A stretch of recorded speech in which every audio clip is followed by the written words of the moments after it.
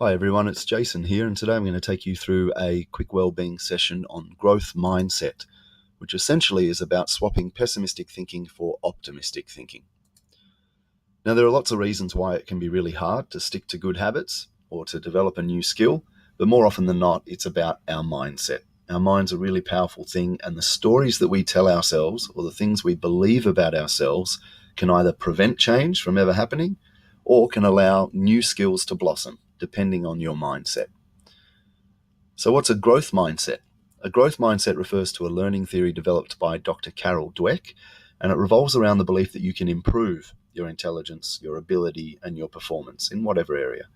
The opposite, a fixed mindset, refers to the belief that a person's talents are set in stone.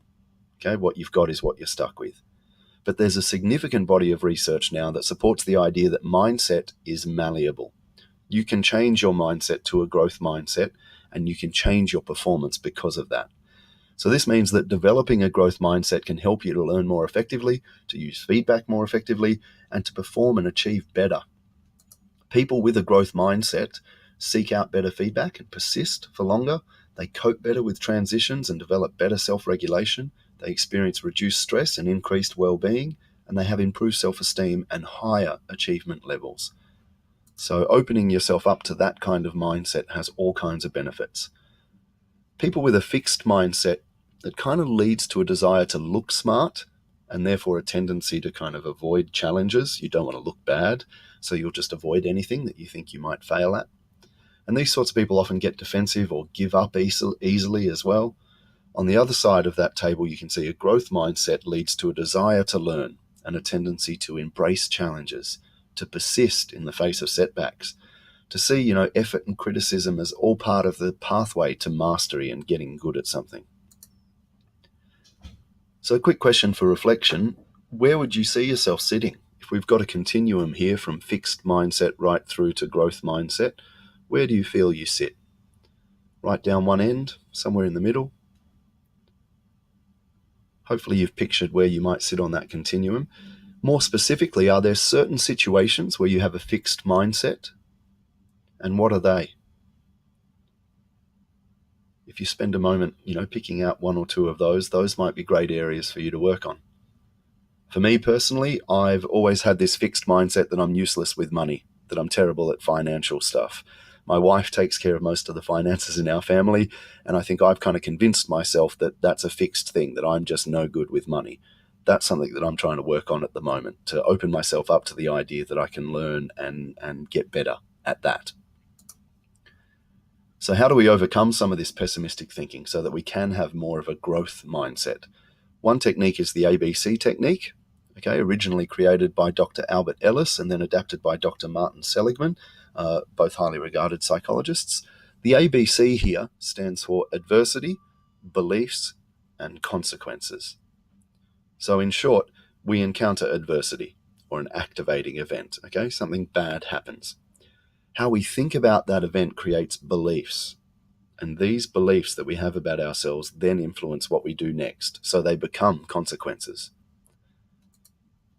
So as an example, let's say you get angry at your friend because she accidentally forgot to print the notes for your oral speech. That's the bad event. It's an honest mistake, but for whatever reason, you got really cranky. So then you think, I'm a really crappy friend. That's a belief that you've formed about yourself and about that event. You then perform poorly during the oral because your self-confidence has plummeted. So that's the consequence of you having that belief. The key point here occurs between adversity and belief. When something bad happens, how you explain that to yourself directly impacts your mindset and your relationships and everything that happens after. Dr. Seligman calls this your explanatory style, and he says that it's a habit that influences your entire outlook on life. And that makes sense, right? The beliefs that you have about yourself will affect the way that you behave and everything that happens afterwards. So there are three key elements to your particular explanatory style. The first one there is permanent versus temporary. So people with a very fixed mindset, pessimistic kind of people, see bad events as permanent. It's always going to be like this, they think. At the other end of the spectrum is temporary. People with a growth mindset Optimistic people see bad events as temporary. This will pass. This will get better. The second one there is pervasive versus local. So people with a very fixed mindset see bad events as pervasive. One bad thing happens and now everything is ruined. On the other end, people with a growth mindset see things as local or specific. So something bad happens and they think, I just need to work on this specific situation. Okay, it doesn't mean everything has gone down the drain. The third spectrum there is personal versus external. So this is how we attribute bad events. People who are pessimistic with a very fixed mindset will see bad events as a personal thing. I am the problem. I'm no good at this. People with a growth mindset tend to see the causes as external. So it's nothing to do with me as a person. Something bad happened and I've just got to adjust with that and grow. So what I'd like you guys to do now is think about where you sit on those scales. This is totally anonymous, this survey, so we'll just get a picture of how the whole school looks on these different spectrums. So I'd like you to go to menti.com, as it says up there, and then use that code 673140 and just plot yourself on each of those scales. Where do you sit on each spectrum? And we'll get a picture of how the whole school looks. Teachers, I'll get you to pause the video now and you can have a look at these results once lots of students have entered them in at the end of the workshop. So pause here. Okay, hopefully everybody has done that. Everyone's entered their results and we'll get back to looking at those results at the end of the workshop. What we need to think about now is, how do you build a growth mindset? Sounds like something we all want to have. So what do you do to get there if you're currently struggling with fixed mindset thinking? The first step is to track your inner dialogue. Okay, you can just jot stuff down in your phone. Listen to your inner dialogue, especially when you encounter a stressful or a difficult situation. And when you do, write down the bad thing that happened, the adversity, write down the beliefs that you formed after that happened, and any consequences of those beliefs. So for example, you were stressed about a maths test. Your belief was that you're no good at maths, and the consequences might have been that you didn't do very well in that maths test.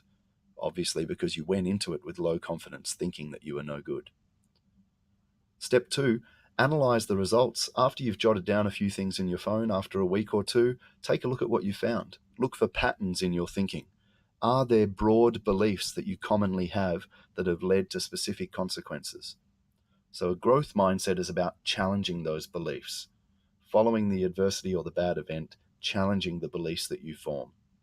And this will lead to more positive consequences. So step 3, use distraction and disputation. Okay, so there are 2 ways to override fixed or pessimistic beliefs: distraction and disputation. Distraction is just interrupting your negative thoughts by distracting yourself. But saying, stop thinking negatively over and over again isn't going to work. You need to interrupt the cycle with some kind of distraction.